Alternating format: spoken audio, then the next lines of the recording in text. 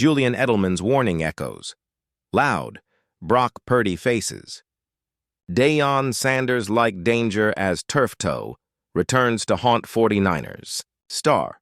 The San Francisco 49ers were hoping week 4 would mark the triumphant return of their young quarterback, Brock Purdy. Instead, it became a chilling reminder of how fragile NFL careers can be and how one injury can change everything. What began as a minor setback has now evolved into a cautionary tale that even a football legend like Deion Sanders once lived through.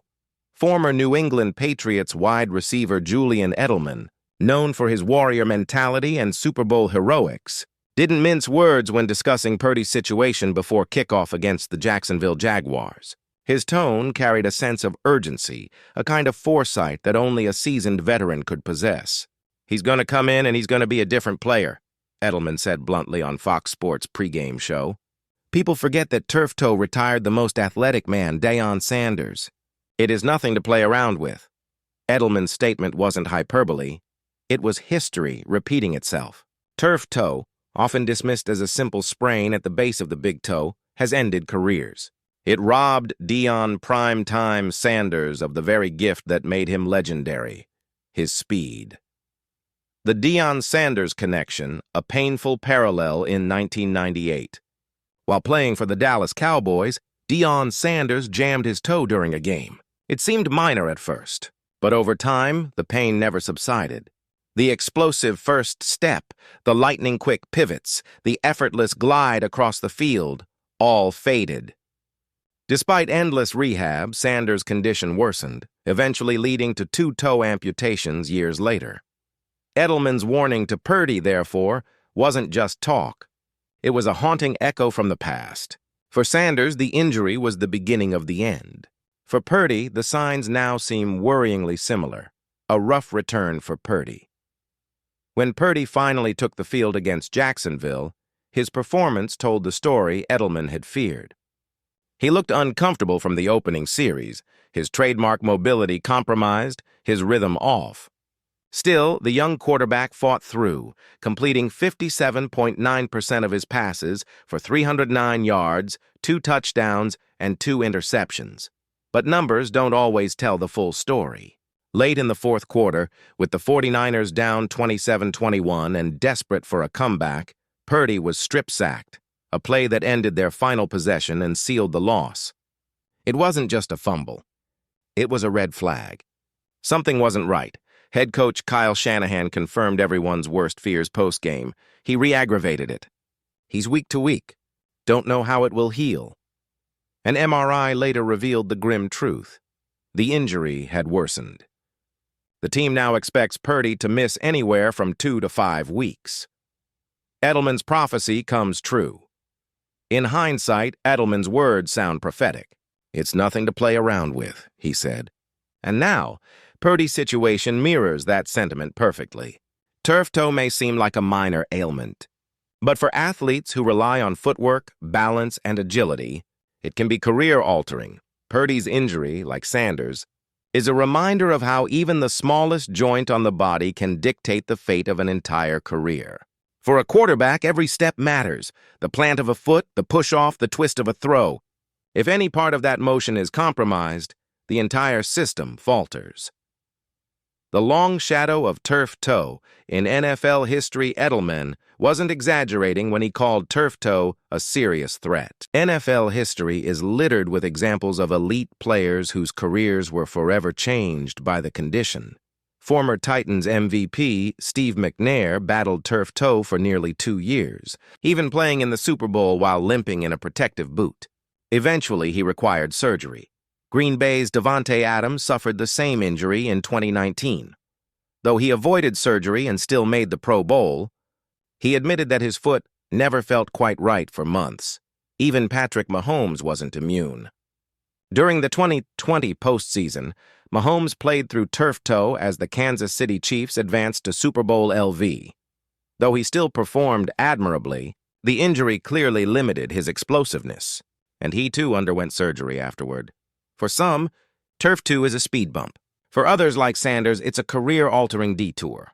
Where Purdy will fall on that spectrum remains uncertain, But the warning signs are loud, inside San Francisco's growing injury. Crisis Purdy's setback is just one part of a much larger problem looming over San Francisco. The 49ers, once hailed as one of the NFL's deepest and most durable rosters, are suddenly looking fragile. Backup quarterback Mac Jones stepped in against the Los Angeles Rams in Week 5 and delivered a heroic 342-yard, two-touchdown performance in a 26-23 overtime win. But even that came at a cost. Jones played through a nagging PCL injury, taking multiple brutal hits late in the game. He finished strong, but Shanahan admitted afterward that Jones was hurting. And the quarterback injuries are just the tip of the iceberg. Cornerback Upton Stout, one of the team's rising defensive stars, is nursing an ankle sprain but is expected to suit up for Week 6 against Tampa Bay. Defensive tackle Kalia Davis, enjoying a breakout season, fractured his hand and will undergo surgery. His return depends on whether he can play with a protective wrap. Defensive end. Yetur Gross-Matos is sidelined with a hamstring strain, and Alfred Collins, who was among the defensive standouts in Week 5, sprained his knee and is doubtful for the upcoming game. The result, a 49ers roster that's suddenly limping toward the heart of the season.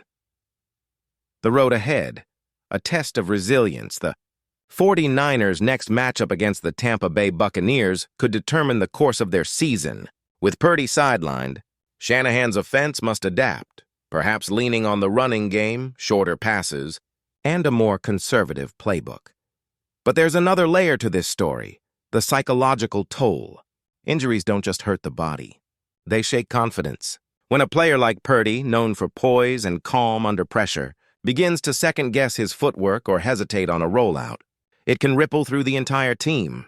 Edelman's message to Purdy, and by extension, to every young star who thinks they can push through pain, is as relevant as ever. Don't ignore the signs. What Deion Sanders' story teaches. Purdy. When Deion Sanders first suffered his turf toe injury, few believed it would define the end of his career. He had defied odds his entire life, after all. But even prime time couldn't outrun the limits of human anatomy. Years later, Sanders openly talked about the agony of living with chronic foot pain and the toll it took on his life, even leading to amputations. His story has since become a lesson in listening to one's body, and a warning for every athlete tempted to play through the pain. Purdy, still early in his NFL journey, now stands at that same crossroads. He can try to push through, risking long-term damage, or he can step back and prioritize recovery, even if it means short-term frustration. The 49ers' Super Bowl hopes may depend on which choice he makes. Conclusion. The fine line between heroism and hubris in the NFL. Toughness is celebrated, sometimes too much. Players push through pain driven by pride, contracts, and expectations. But as Julian Edelman reminded everyone, there's a difference between bravery and recklessness. Turf toe might sound trivial, but to Brock Purdy, it could become the defining challenge of his young career.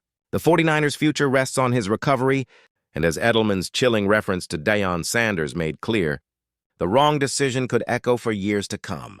For now, Purdy is sidelined, his foot in a boot, his team in survival mode, and his future hanging in the balance. Edelman's words, part warning, part prophecy, linger like a whisper through Levi's Stadium. It's nothing to play around with.